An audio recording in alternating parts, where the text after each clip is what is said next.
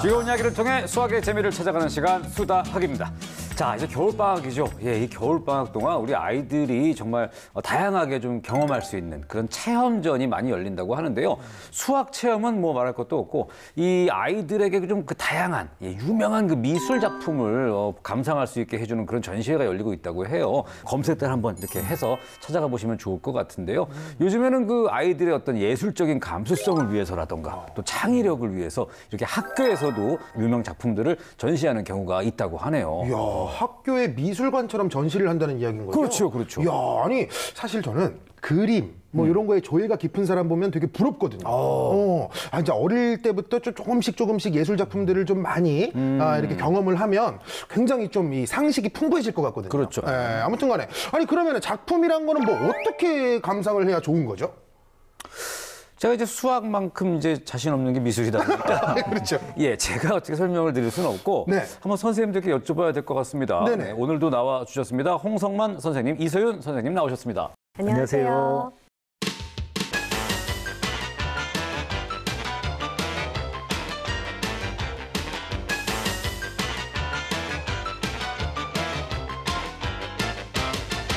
자, 오늘의 움직이는 수학 역시 키워드 먼저 확인하고 넘어가도록 해야 되겠죠. 자, 과연 오늘의 키워드는 무엇일까요?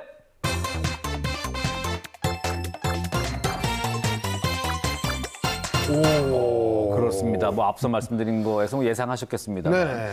미술입니다. 미술. 이 미술, 글쎄요. 얼핏 생각하면 뭐 수학이랑 전혀 뭐가 그렇게 연관이 있나? 좀 의아해하실 수도 있을 것 같거든요. 예, 미술이라고 하면은 보통 그림을 많이 생각하시지만 회화는 물론이고 조소, 건축, 공예, 서예 등 공간적 또는 시각적인 아름다움을 표현하는 모든 걸 다 미술이라고 얘기합니다. 미술의 범위가 굉장히 넓죠. 그러네요. 예, 그렇죠. 그리기와 같은 미술 활동은 감성적인 창의력과 심미적인 공간감을 요구하는 평면 활동이고요. 네. 도형의 반복적인 배열과 분리, 확대와 축소 같은 활동은 네. 논리적인 창의력과 기하학적인 공간감을 요구하는 공간 위주의 활동이기 때문에 수학과 관계가 매우 깊습니다. 자, 다양한 작품을 통해서 수학과의 연관성을 자연스럽게 살펴볼 수 있겠어요. 네. 네, 또 글자가 없을 때 사람들이 이제 그림으로 기록을 했죠. 네. 또 글자를 모르는 아이들은 그림으로 자기 생각을 표현하잖아요. 그만큼 미술의 역사는 깊습니다. 네. 이 깊은 미술의 역사 속에서 수학을 하나하나 찾다 보면은 미술에도 가까워지고 또 수학에도 좀 더 가까워질 수 있지 않을까요? 그렇죠. 네, 그리고 미술은 또 다른 교과와 이렇게 융합하기에 참 좋은 교과예요. 그래서 국어를 공부하고 그림으로 표현할 수도 있고요. 역사를 공부하고 만들기를 할 수도 있어요. 네, 마찬가지로 수학을 공부하고도 그림으로 그리고 또 만들기로 표현할 수도 있거든요.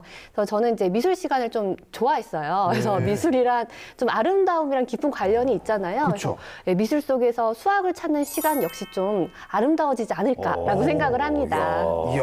뭔가 그 수학을 찾는 네. 아름다운 시간이 아름다운 될 시간. 거다. 뭐 이런 말씀인데 기대가 많이 됩니다. 과연 미술 속의 수학이 어떻게 살아 숨쉬는지 지금 바로 만나보겠습니다.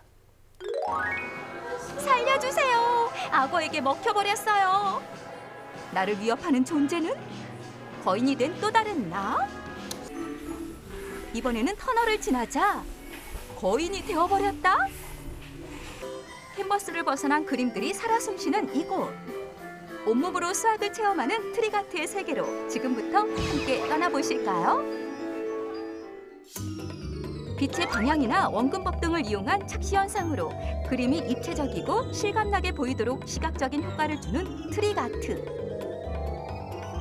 트리가트는 눈으로 보는 그림 작품뿐 아니라 천천히와 같이 도로 위에 그려진 글이나 입체 횡단보도처럼 우리 생활 곳곳에서 다양하게 활용되고 있는데요.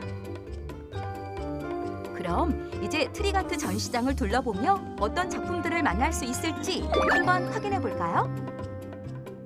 이게 작화인지 아니면 실제로 앞에서 찍은 사진인지 구별이 안 된 만큼 큰 착시 효과를 만들어내고 있는 전시장입니다. 착시 효과는 아나모픽 기법과 렌티큘럼, 그다음 원근감을 활용해서 보이는 피사체의 각도마다 다른 방향의 사진으로 나올 수 있게 만들어지는 착시 효과입니다. 그림을 그리기 전 가장 중요한 것은 치밀한 각도 계산. 이렇듯 정밀한 각도 계산을 통해 그림이 마치 실제 존재하는 것처럼 착시를 일으켜 이렇게 직접 그림의 일부가 되어볼 수도 있답니다. 하지만 다른 각도에서 보면 이렇게 다르다고요. 2차원인 평면에 그려진 그림이 3차원 입체 형태로 보여지는 이유는 이런 각도 차이에 따라 발생하는 왜곡을 이용한 착시 때문. 기울기나 크기, 위치 등을 계산해 특정 위치에서 볼 때는 마치 튀어나와 있는 듯이 보여지도록 만든 것입니다. 착시를 이용한 미술의 세계, 정말 놀랍죠? 이렇게 하면 메비우스의 띠나 계단처럼 상상으로만 존재하던 도형들도 현실에서 구현할 수 있는데요. 영국의 수학자 로저 펜로즈가 고안한 펜로즈 삼각형을 한번 예로 들어볼까요? 평면 도형에서의 삼각형은 세 내각의 합이 180도이지만 펜로즈 삼각형은 각기둥이 연결되어 있는 구조이기 때문에 각기둥끼리 이루는 각은 90도이고 세 각의 크기의 합을 구하면 270도가 됩니다. 따라서 평면 도형도 아니고 입체 도형이라고 할 수도 없는 현실에서는 존재할 수 없는 도형이지만 각도를 이용하면 짜잔! 보시는 것처럼 현실에서도 펜로즈 삼각형을 만날 수 있습니다. 흐드러진 낙엽 사이로 어렴풋이 보이는 이곳. 정처 없이 이어진 기찻길입니다. 이 기찻길처럼 입체 공간을 만드는 방법은 무엇일까요? 바로 도형의 기본이 되는 점, 선, 그리고 면. 마치 끝없이 펼쳐진 직선처럼 보이는 이 공간은 투시도법을 적용한 공간인데요. 두 도형의 차이 보이시나요? 같은 직육면체여도 전혀 다르게 보이는 도형.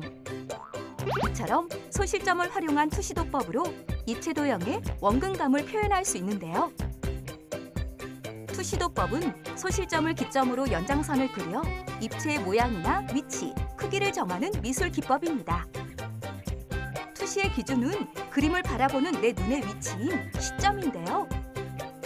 이 시점에 맞춘 수평선 위에 시선들이 모이는 한 개의 소실점으로 그림을 그린다면 1점 투시. 수직선이 두 개의 소실점으로 모인다면 2점 투시. 그리고 점을 하나 더 찍어 위아래 공간감을 나타내는 3점 투시가 있습니다. 다시 기찻길로 돌아와서 바닥에 그려진 기찻길은 시작 지점부터 기찻길 끝으로 시선이 모아지는 1점 투시가 적용된 공간이라고 할 수 있겠죠. 또 이처럼 좌우로 대각선이 교차하는 구도를 대각선 구도라고 하는데요. 이렇게 형성된 균형감이 더욱 생생한 거리감과 원근감을 만들어줍니다. 착시 효과를 몰랐던 고객님들이 되게 기뻐하고 놀라고 신기해하는 모습을 보면 저도 되게 좋더라고요. 그런 모습을 보면 저희도 점점 더 리뉴얼해가면서 더 수학적, 원근감이나 다른 기법들을 많이 활용해서 작품을 만들려고 하고 있습니다. 이제는 그리는 화가도 보는 관객도 모두 작품의 참여자가 되는 시대. 다양한 트릭아트를 통해 재미있는 미술도 경험해보고 수학적 창의력도 발휘해보는 건 어떨까요? 아니 이 원근법이라고 하면요 흔히 그렇게 그 엑스표시 이렇게 해갖고 멀고 가까운 거 이렇게 표현하는 거 그것만 생각을 했는데 네. 굉장히 다양한 종류가 있네요. 이야, 정말 그 미술 속에 또 다른 수학 이야기 뭐 많이 숨겨져 있을 것 같은데 굉장히 궁금합니다. 네, 지금 보시는 그림 어떻게 그렸을까요? 이거요? 뭐 그냥 그리고 색칠한 거 아닙니까? 아니 뭐 그리고 색칠했겠죠. 어떻게 그려요? 이게 네. 근데 붓으로 색칠하지 않았어요. 네? 이게 그럼 뭐예요? 뭐 레이저로 그 프린트로 뽑은 겁니까? 예, 점을 찍어서 그린 거예요. 점이요? 네. 저게 점을 그냥 일일이 다 찍어서? 아 왜 그랬을까? 왜 그렇게 어렵게 그거 어린 시절 그 깜지 쓰듯이 그렇게 힘들게 이렇게 네, 이렇게 점을 찍어서 그림을 그리는 방법을 네. 점묘화법이라고 합니다. 점묘화법. 네, 그래서 조르주 쇠러라는 프랑스 화가가 있어요. 네. 이제 이 화가는 선을 긋지 않고 점을 찍어서 사물을 표현을 했어요. 그래서 1883년 여름에 네. 쇠라는 최초의 대작 아스니르의 물놀이하는 사람들이란 그림에 착수를 했는데요. 네. 이 해는 이 칸토의 집합론이 발표됐던 시기와 일치한다고 합니다. 그래서 이 작은 점의 집합이 그림이 되는 거죠. 수학에서는 이 점집합이 함수의 곡선이 되고 공명이 되잖아요. 근데 이 회화에서는 이 점집합이 사람이 되고 나무가 되었던 거예요. 이야, 멋있는데. 네. 같은 건데. 이렇게 예. 표현하니까. 어우. 예, 미술 작품 안에 아예 수학 문제가 담긴 것도 있어요. 그런 것도 있어요? 앞서 미술의 역사가 오래됐다고 이야기했잖아요. 네네네. 고대 이집트인들은 파피루스에 수많은 기록을 남겼는데요. 네. 그 중에서도 수학예관에 적어놓은 린드 파피루스가 유명합니다. 여기에는 87가지의 수학 문제가 담겨 있고요. 네. 근데 이 린드 파피루스보다 200년이 앞선 기원전 약 1850년경에 제작된 것으로 추정되는 네. 모스크바 파피루스에는 25개의 문제가 실려 있는데 사각뿔대의 부피를 구하는 내용이 있다고 해요. 신기하다. 아니, 뭐 얘기를 좀 들어보니까 네네. 이게 뭐 이런 작품들은 그냥 찾아보고서 그냥 이거에 대해서 이렇게 얘기 나누는 것만 가지고도 뭐 별도의 어떤 그 수학 활동 없이도 그러게요. 이미 뭐 활동이 끝나는 게 아닌가 이런 생각이 들거든요. 자연스럽게 하게 되는데요. 네네. 네, 그렇죠. 이제 하지만 네. 직접 그려보고 만들어보는 활동이 아무래도 수학을 이해하는 데 가장 좋겠죠. 네. 그래서 앞서 배운 원근법을 활용해서 이 도형의 닮은 비를 좀 이해해 볼 수 있을 것 같아요. 어떻게요? 예, 예를 들어서 앞에 이제 높이가 똑같은 막대기가 있다고 할게요. 네. 그래서 첫 번째 막대기는 서 있는 사람에게서 10m 떨어져 가지고 있고 네. 네, 두 번째 막대기는 서 있는 사람에게서 20m 떨어진 위치에 있어요. 네, 그러면 사람이랑 첫 번째 막대기 사이의 거리 그리고 사람이랑 두 번째 막대기 사이의 거리의 비가 1대 2가 되겠죠. 네. 이제 원근법을 사용해서 그 그림을 그려보는 거예요. 그래서 만약 앞에 서 있는 그 막대기 1의 높이를 20cm로 그린다면은 네. 예, 뒤에 서 있는 막대기 두 번째 막대기는 몇 센티미터로 그리면 될까요? 10cm. 그건 절반으로. 네, 그렇죠, 그렇죠. 그래서 바라보는 사람에게서 이 두 막대기가 서 있는 그 거리의 비가 1대 2니까요.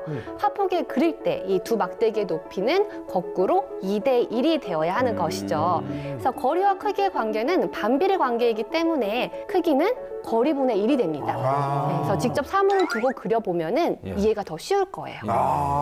예, 파나 아시잖아요, 파나. 파나. 예, 밑그림을 그린 다음에 조각칼로 이렇게 예, 파고서 물감을 칠하고 종이를 딱 덮어가지고 예, 칠을 한 상태에서 종이를 덮어가지고 찍어내는 거예요. 네. 자, 이걸 한 번 작업하면 똑같은 모양을 여러 장 찍을 수가 있잖아요. 그렇죠. 그렇죠. 그게 가능하잖아요. 자, 첫 번째 찍어낸 거나 두 번째 찍어낸 거나 뭐 100번째 찍어낸 거나 모양하고 크기가 똑같잖아요. 그렇죠. 네. 이것이 바로 합동의 개념을 재미있고 쉽게 설명하고 이해할 수 있는 겁니다. 잠시만요, 네네. 선생님. 네네. 예, 지금 약간 불안해져가지고 제가 또 뭐 하나 만들어 와가지고. 예, 그래요? 직접? 예. 제가 그 미술에 관련된 활동을 하고 왔는데요. 네. 너무 열심히 해갖고 옷에 다 튀었어요, 이렇게. 컨셉 좋은데요? 네, 옷에 많이 튀었어요. 네. 그래갖고 뭘 만들고 왔는지 기대해 주셔도 좋습니다. 그래요. 우리 필근 씨가 항상 이렇게 뭘 준비를 해오기 때문에. 근데 미술 쪽에는 사실 네. 재주가 없다 그랬는데. 네, 재주가 없어서 그래서 옷이라도 이렇게 입어봤어요. 네. 재주 없는 사람이 미술 작품을 갑자기 만드는 게 쉬운 게 아닌데 뭘 해왔을지 궁금합니다. 자, 움직이는 수학을 체험하면서 직접 만들어보는 메스키친 다녀오겠습니다.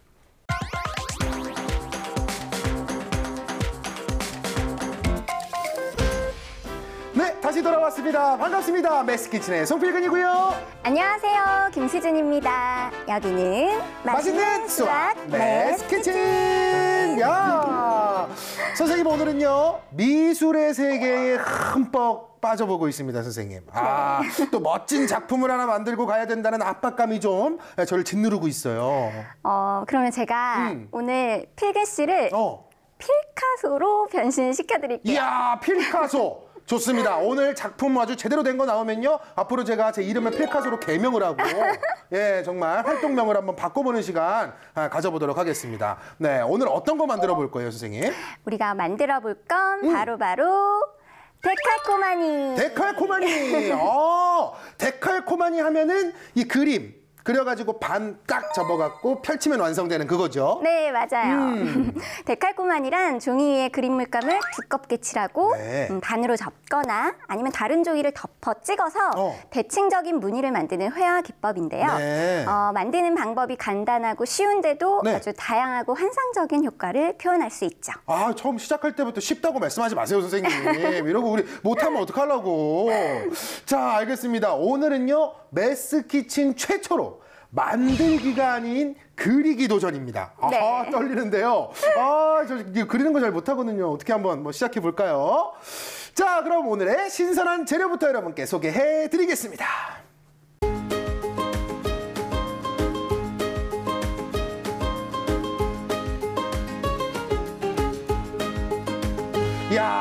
붓, 뭐 물감, 팔레트 뭐 이런 거 보니까 어렸을 적 학교 다닐 때 이 미술 시간 느낌 나고 굉장히 좋은데요, 선생님? 네, 저도 진짜 오랜만에 그림 그려보는 거라서 정말 설레네요. 야, 요 물통 요거 가지고서는 물 버린 다음에 이렇게 접었다 폈다 하면서 애들한테 물 뿌리기 많이 했거든요. 에이, 그런 거 하면 안 되죠. 교무실 불려갔던 것도 많이 생각이 나고요. 자, 좋습니다. 그러면 선생님 어떤 거 데칼코마니로 어떤 걸 그려보실 거예요? 자, 어떤 거 그리면 돼요, 저는? 에이, 피카소인데. 응? 선생님이 그리라는 거 그리면 되겠어요? 예? 당연히 자유주제죠. 그래요? 근데 주의할 것. 네. 데칼코마니 속엔 중요한 수학 원리가 있습니다. 수학 원리? 바로 대칭이 숨어 있죠. 대칭. 대칭은 배웠죠? 네네네네. 대칭축을 중심으로 양쪽 모양이 같은 거잖아요. 이 대칭으로 아름다움을 표현하는 게 바로 데칼코마니의 핵심입니다. 네. 그러니까 막 웃기려고 장난으로 막 아무거나 막 그리고 찍어내면 안 되겠죠? 네. 이것만 꼭 기억하고 그려보세요. 웃기는 게 직업인데 웃기지 말라고? 알겠습니다.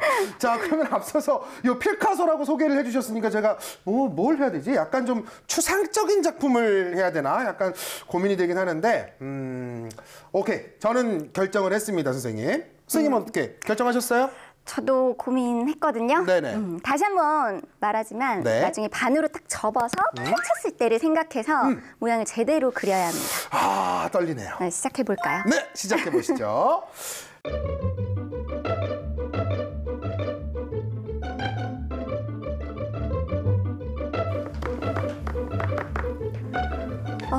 제발.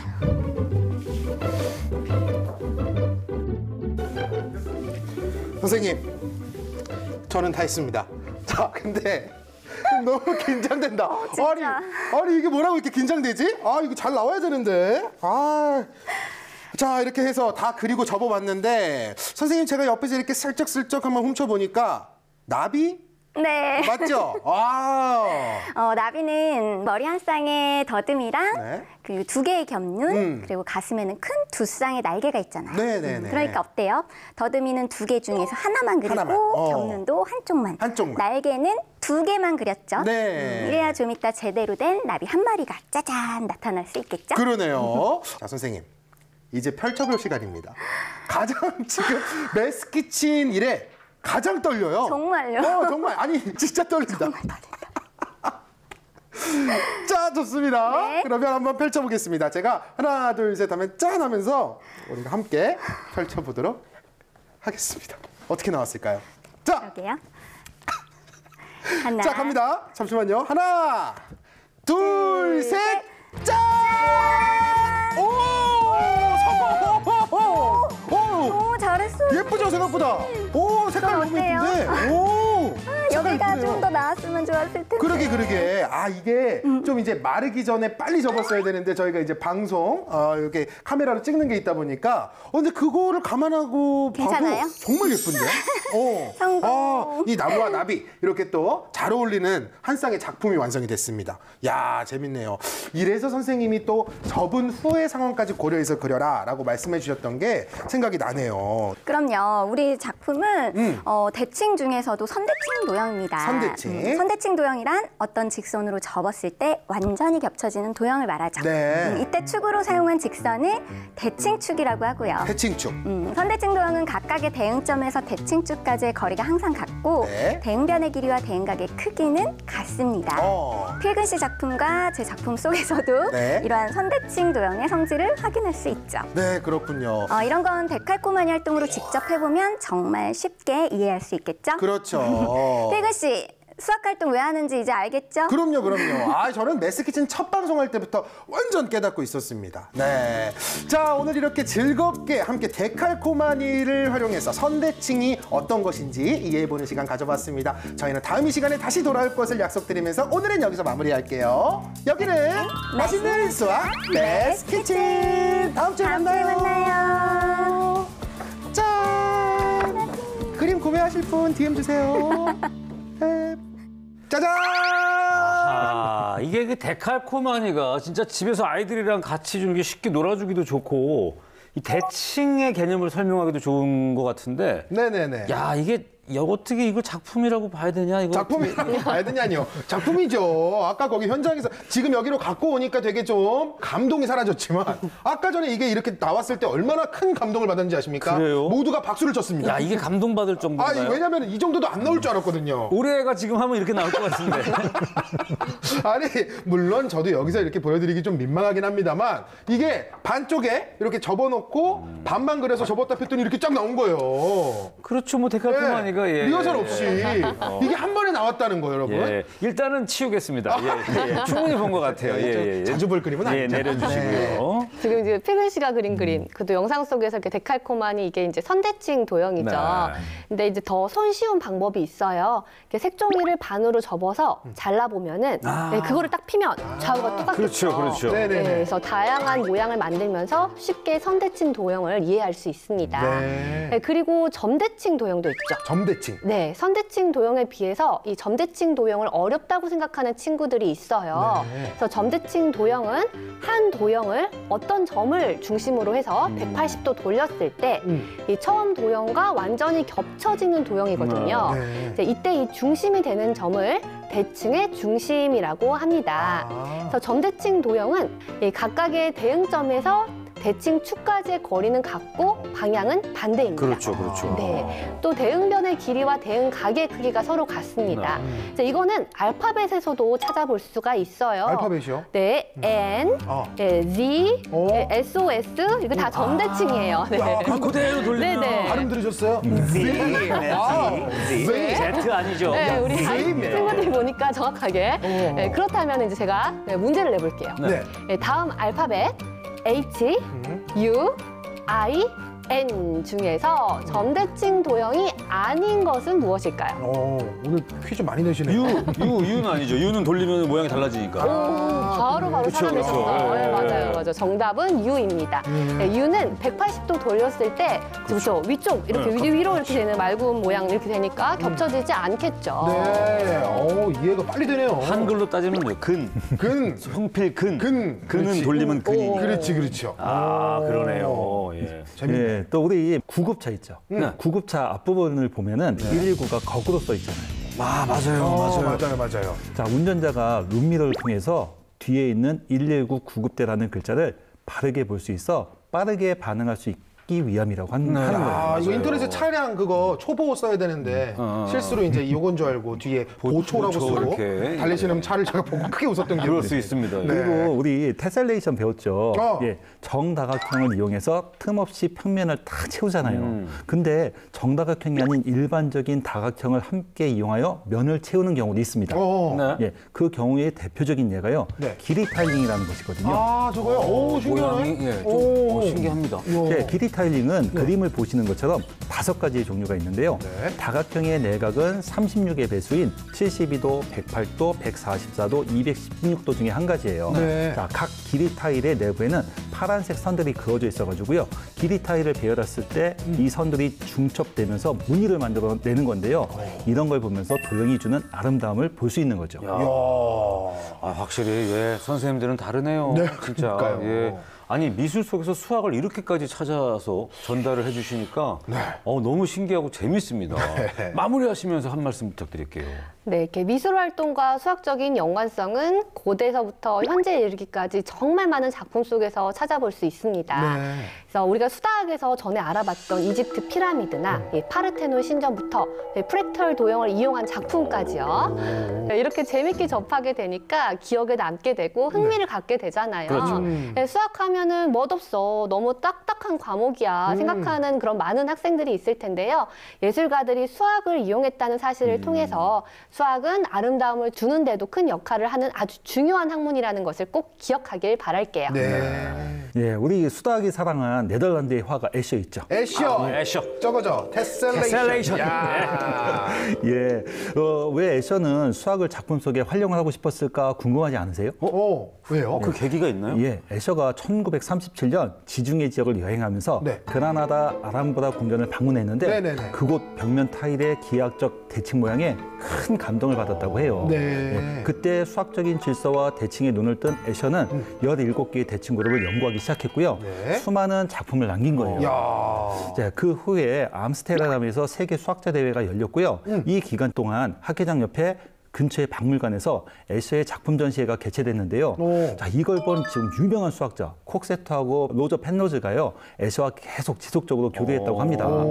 그러니까 이 수학자들은 애쉬에게 새로운 작품 세계를 열게 했고요. 오. 반대로 수학자 콕세트와 펜로즈는 애쉬의 작품으로부터 수학적 문제의 해답에 대한 영감을 얻었다고 합니다. 야, 서로. 화가하고 수학자가 서로 교류를 야. 통해서 뭔가 본인들의 문제를 해결하려고 한다는 그러니까요. 것 자체가 서로 야, 도움을 주고받고. 예, 굉장히 멋있네요. 예, 이렇듯 수학은 세상에서 동떨어진 학문이 아니에요. 네. 미술하고도 이런 밀접한 관계가 있으니까요. 학생들이 조금 더 친근하게 수학을 대했으면 좋겠습니다. 네. 자, 오늘 미술 속에 움직이는 이 수학을 만나봤는데요. 정말 다양하게 많은 수학이 숨어 있다는 거를 이제 알게 됐습니다. 저희가 그 수학이라고 하면 뭔가 좀 딱딱하게 생각하는 경우도 있고 맞아요. 그냥 답이 딱 떨어지는 그냥 굉장히 객관적인 그런 학문이다. 이렇게만 생각할 수 있는데 오늘 얘기 들어보면 정말 그 수학 안에 뭔가 아름다움이 숨어 있다는 거. 미적인 요소가 가미가 돼 있다는 거, 이런 것들을 앞으로 이제 미술 작품 보시면서는 한번 요 점에 대해서 한번 집중적으로 이렇게 딱 찾아내 보시는 것도 좋을 것 같습니다. 네. 자, 저희는 유튜브 YTN-사이언스 채널에 오셔서도 함께 하실 수 있으니까요. 많이 찾아오셔서 구독, 좋아요, 알림 설정 뿅뿅 눌러주시기 부탁드리겠습니다. 자, 오늘도 좋은 시간 함께 해주신 홍성만 선생님, 이서연 선생님 너무 감사드리고요. 붉은 씨도 감사드립니다. 저희는 다음 시간에 더욱더 유익하고 재밌는 수학 이야기 들고 찾아오도록 하겠습니다. 고맙습니다.